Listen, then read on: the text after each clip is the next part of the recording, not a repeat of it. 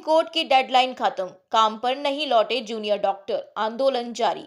राज्य सरकार के सामने जूनियर डॉक्टरों ने अपनी 5 मांगे रखी थी, जिसमें कोलकाता पुलिस आयुक्त, राज्य स्वास्थ्य सचिव, स्वास्थ्य शिक्षा निदेशक डीएचई और स्वास्थ्य सेवा निदेशक डीएचएस का इस्तीफा शामिल है।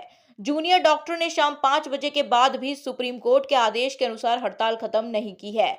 वह स्वास्थ्य भवन के सामने बैठकर प्रदर्शन कर रहे हैं।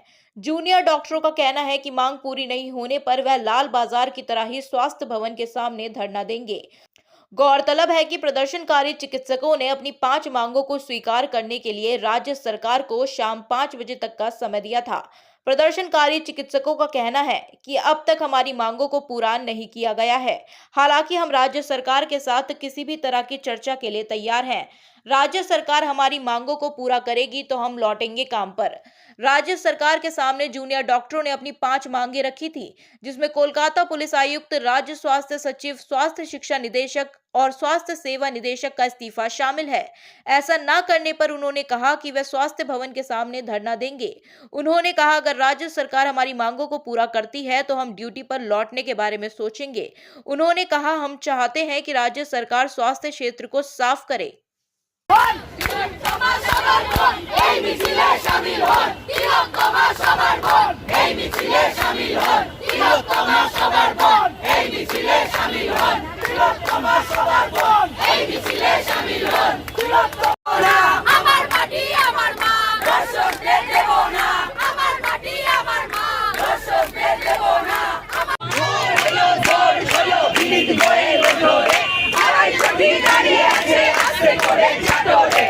आज के 5 दफा दाबी নিয়ে আমরা জুনিয়র ডাক্তারদের আজকে স্বাস্থ্য ভবন অভিযান।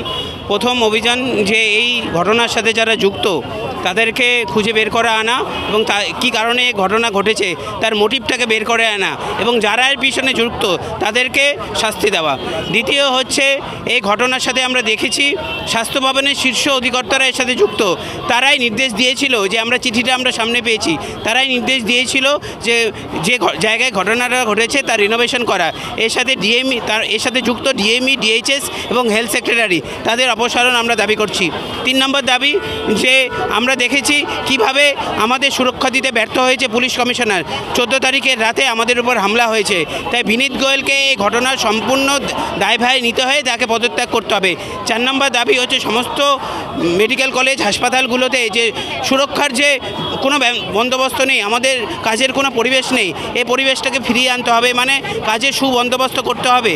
এবং 5 নম্বর পরিবেশ আমরা দেখছি যে সমস্ত মেডিকেল কলেজগুলোতে শাসক দলের পেটোয়া বাহিনী, তাদের টিএমসিপির যারা বড় বড় নেতা, তারা সাধারণ যে ছাত্রছাত্রী তাদেরকে থ্রেট দিচ্ছে, তারা যে ফ্যাকাল্টি রয়েছে তাদের থ্রেট দিচ্ছে, তাদের সাধারণ ছাত্রছাত্রীরা যাতে মুখ তুলে আওয়াজ না করতে পারে তাদেরকে না ধরনের ভয়ের পরিবেশ তাদের সৃষ্টি করা হচ্ছে।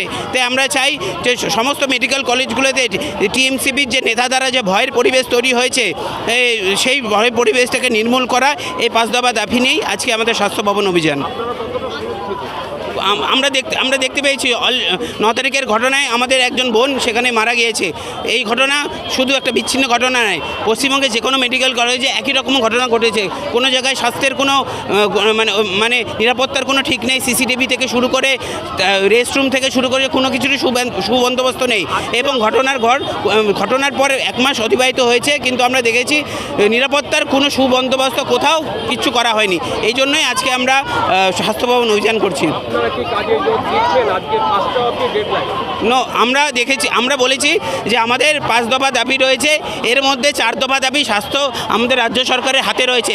তারা এই 4 দফা দাবি মেনে নিক, আমরা আমাদের কর্মবিরতি তুলে নিব। যদি না তোলে তাহলে কিন্তু আমাদের আন্দোলন চলবে। আমার নাম ডক্টর মিন্ময় বসাক, আমি ন্যাশনাল মেডিকেল কলেজে পোস্ট গ্রাজুয়েট ট্রেনি। থেকে আমাদের বিভিন্নভাবে প্রেসারাইজ করছিল কাজে জয়েন করার জন্য। প্রথম দিকে দেখা যাচ্ছিল যে সিনিয়র ডাক্তারদের বিভিন্নভাবে সার্ভিস পিইটি বা এমওটিআর যাদের আছে তাদের প্রত্যেক ক্ষেত্রেই উপর থেকে চাপ দেওয়া হচ্ছিল কাজে জয়েন করার জন্য। এখন যেহেতু সুপ্রিম কোর্ট আমাদের ব্যাপারটা আন্দোলনের ব্যাপারটা ভালো চোখে দেখছেন না এবং তিনি যেহেতু বলেছেন 5 তারিখের পর রাজ্য সরকার পদক্ষেপ নিতে পারেন, সেই জন্য হাতে একটা সুবর্ণ সুযোগ পেয়ে গেছেন 5টার মধ্যে আন্দোলন দমন করার জন্য। কিন্তু আমাদের যে মেন দাবিগুলো এখনও কিন্তু পূরণ হয়নি।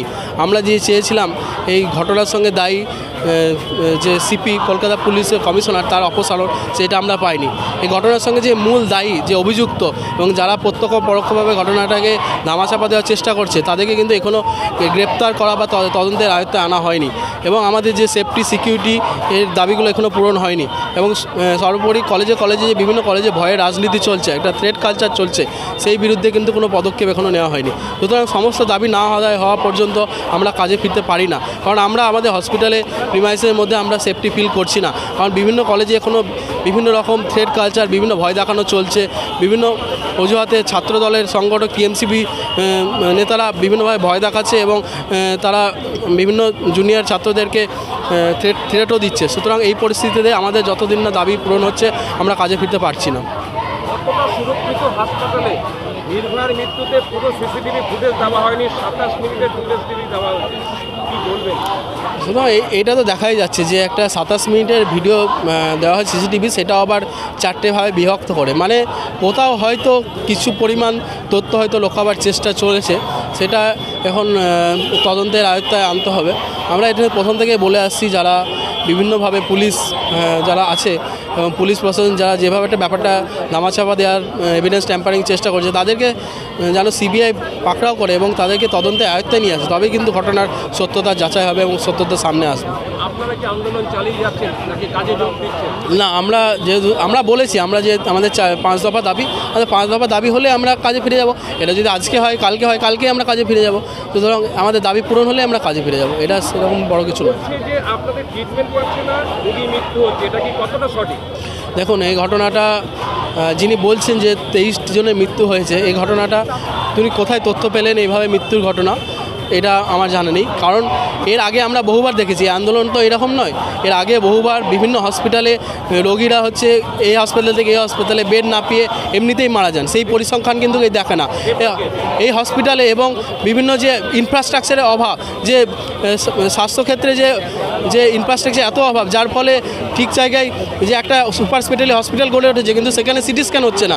তো এইগুলো তো প্রশ্ন করতে হবে। শুধু যে আজকের আন্দোলনের জন্য রোগী মারা যাচ্ছে এরকম নয়, এই রোগী মারা যাওয়ার ব্যাপারটা দীর্ঘদিন ধরে চলে আসছে। রাজ্যে হসপিটালগুলোর সরকারি হসপিটালগুলোর পরিস্থিতি এরকম দুর্ভাগ্যজনক যে দীর্ঘদিন ধরে বহু সংখ্যক রোগী চিকিৎসা না পেয়ে মারা যাচ্ছে, কিন্তু সেই ব্যাপারটা কোনোদিনই সামনে আসে না।